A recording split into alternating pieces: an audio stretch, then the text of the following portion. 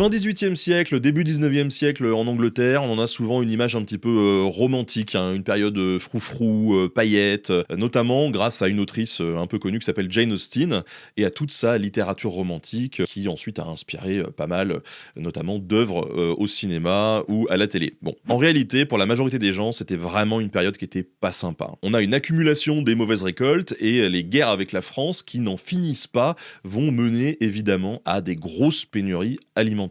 Les fermiers prennent des prêts à la banque pour pouvoir garder leurs récoltes et les vendre en gros aux meuniers seulement quand les prix sont avantageux.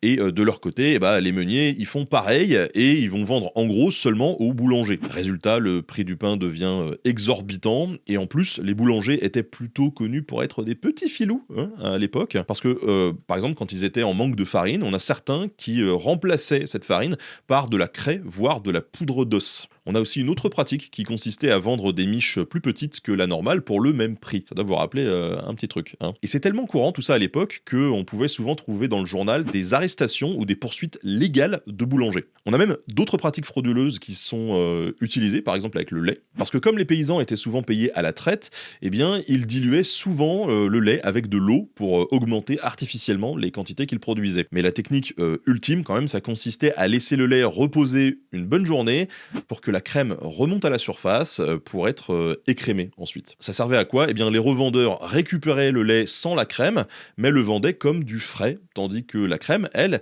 était vendue séparément ou transformée en beurre, hein, des produits quand même beaucoup plus chers qu'on pouvait ensuite vendre aux classes supérieures en ville. En fait, on avait toutes sortes d'aliments, hein, qui étaient falsifiés pour augmenter les profits, mais je crois que l'anecdote qui vraiment m'a le plus dégoûté, hein, c'est autour de la viande rouge. Là, on avait une astuce qui consistait ni plus ni moins qu'à saupoudrer de sang frais la viande putréfiée pour donner l'illusion qu'elle était fraîche. Bon app.